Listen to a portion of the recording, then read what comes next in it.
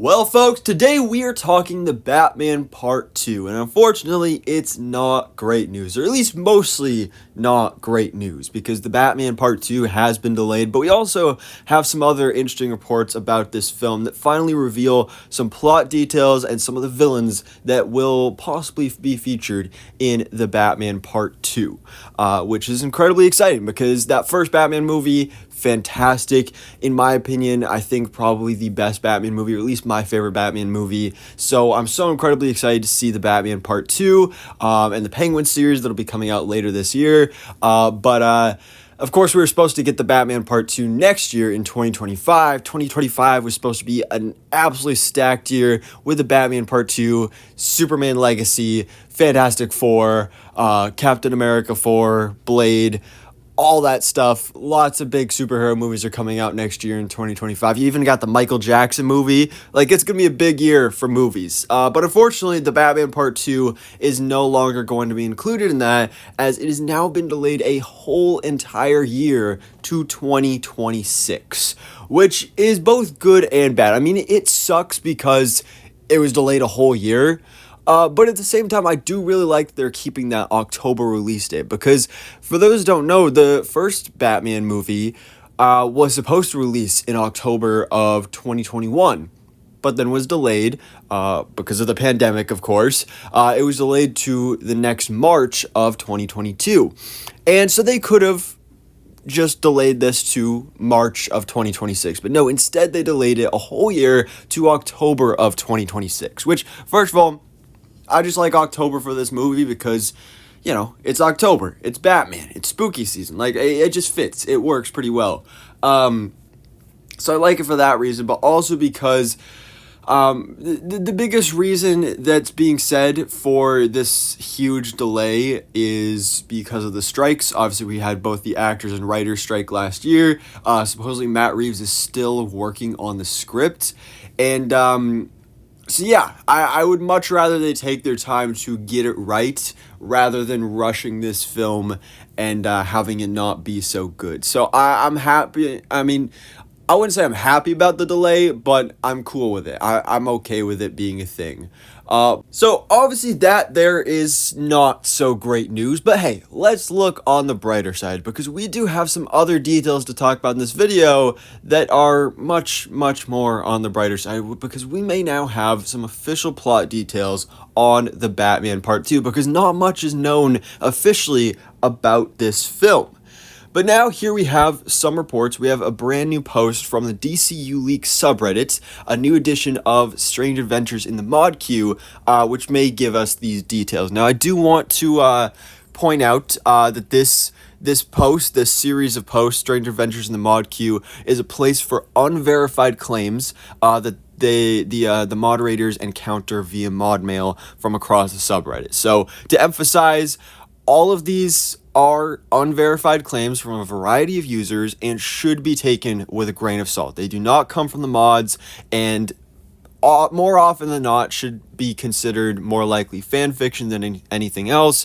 But of course, there is always the possibility this could be like a 4chan situation where somebody that has actual real concrete information puts this out on there and we're talking about it now.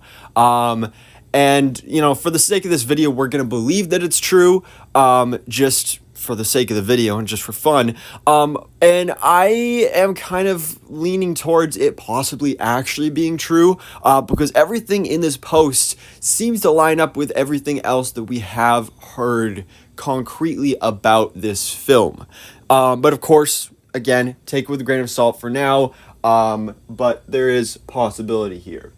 So the Batman Part 2, basically it's being said here, again, the script is not officially finished, and let's see. So the movie will focus on the trial of the Riddler, which I think is great. I think it's been confirmed that Paul Dano will return for the sequel, so that's great. Obviously, Paul Dano played Edward Nashton, aka the Riddler, the main villain of the Batman Part 1, so he's going to be returning here, and the film's plot will focus on him and his trial. So he is going to be prosecuted by the new DA, but of course, the Batman Part 1, the current DA, kind of blew up. So that means we have a new DA in town, and that is, of course, going to be Harvey Dent, which I think is fantastic. One of the things I wanted with this film is to introduce Harvey Dent. Now, the interesting thing with this, though, is that it says Harvey stays Harvey throughout the film. No Two-Face is in this movie, which I personally think is the right way of going about doing things because, we've seen Two-Face before. We saw him in Batman Forever. Yeah, Batman Forever. And we saw him in The Dark Knight. There's obviously the better version of Two-Face there, but either way, two good versions of Two-Face in live action. We've had a couple other ones as well. Like he was just on Gotham Knights, played by Misha Collins. And I love Two-Face. I love that storyline, but I do think it would, if they want to do that storyline somewhere further on in the Batman franchise, it would hit so much harder if you actually get to know the character of Harvey Dent and fall in love with him. I mean, that was something The Dark Knight did great in one movie, but imagine spreading that out through multiple films, especially if you take the approach where Harvey and Bruce are really close friends. You could build up that friendship and that relationship. I think that would be a fantastic way of going about doing things here. And again, it makes sense. If you need a DA and the position just opened up, you introduce Harvey Dent. It just makes sense and it works. Now, as for who's going to play Harvey Dent, it doesn't list anything specifically here, but it has been reported previously about two actors that have been in talks for the role. And I did make a video about that, so if you want to find out who those actors are, go to my The Batman Part 2 playlist and go find that video and check it out for yourself. So we may have an idea of who could play Harvey Dent in this film. Now, the main villain, as reported by many previously so far, Hush is the villain. So, in this movie, Tommy Elliott runs a charity that is rebuilding Gotham after the flood. It says, think Lincoln March in the New 52. And Elliott from the comics without the childhood friend stuff. So, as Matt Reeves did in the first movie with the Riddler, major things are going to be different about our main villain here. So one of the things when it comes to Hush, I think works perfectly for this franchise, but the only concern with this character is that doing him in the Batman Part 2 after doing the Riddler in Part 1, they did a lot with the Riddler in the first movie that kind of borrowed from Hush with the whole exposing corruption within Gotham City thing, the connection to Bruce Wayne and the Waynes as a child, the design and the look of the Riddler was very Hush as well. So for many, it didn't really make sense to do Hush. But here it's being pitched as a very different version of the character, which we'll go more into details on in a bit. But I think this is interesting. This is interesting for sure. Again, it's going to be cool to see Hush. We've never seen him. We've seen him in live action, but that was on Batwoman, so, that was that. But to see him done in live action on the big screen in the Batman Part 2, I do think will be really cool. And what makes this even cooler is it goes on to detail that Hush manipulates Clayface into working for him, and he takes Bruce's identity later on to mess with his life. Now, this I think is great. Again, Clayface is a big character we've heard about. He is going to be in the Batman Part 2, so again, this is lining up with what we've heard previously. This, I believe, was reported by the trades, so it's pretty accurate that Clayface is going to be in this movie, and it makes sense to kind of pair these two characters together, especially because in the comics you have Hush and Tommy Elliott doing the whole kind of plastic surgery thing to make himself look like Bruce Wayne. Well, why do that when you can just bring in Clayface and have him transform into Bruce Wayne and do that whole storyline? I think that's really cool. And even more interestingly is that it is noted here, which again also lines up with previous reports, that Clayface will first be introduced in the Penguin series, which will debut on Max later this year, which I think is brilliant. That is something we've heard about previously. Before we ever heard about Clayface being in the Batman Part 2, it was reported that Clayface would appear in the Penguin series on Max.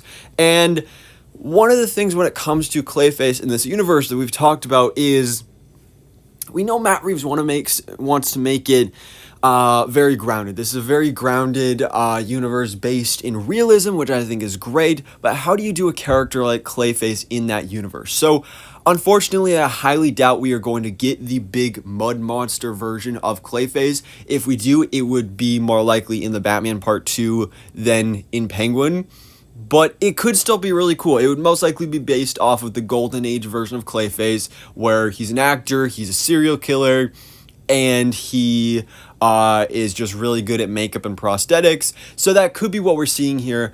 And really interesting that we're going to be introduced to this character this year in the Penguin series on Max, because of course that series debuts there later this year, I think this fall. So that's incredibly exciting that the Penguin series is already wrapped shooting, so that obviously means they've already cast an actor as Clayface, and we have no idea who it is, so there's tons of possibilities out there. Obviously, let me know your fan cast in the comments below.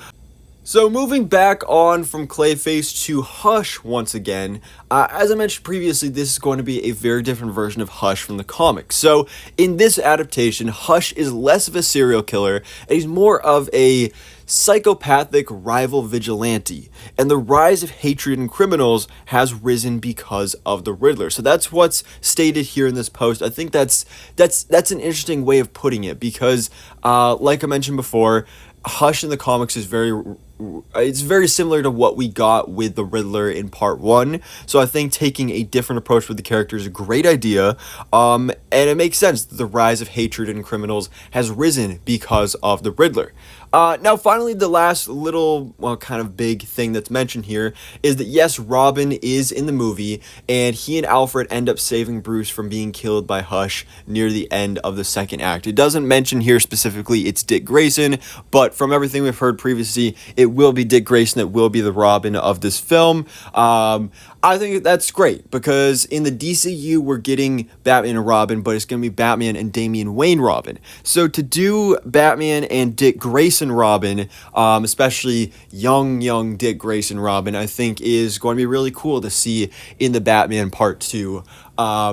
It does kind of feel, especially because in this post, it's such a kind of last-minute mention at the end of this post, which could give credence to this post being fake, but it also just kind of feels a little shoehorned in there, because besides, if that one last sentence wasn't mentioned in this post, I wouldn't see any way that Robin would tie into this film, and I really still kind of don't. Like, I don't know how any of this ties into Dick being adopted by Bruce or anything along those lines. So I don't know how any of that is going to work, or how we'll have time for any Robin stuff going on here. But hey, maybe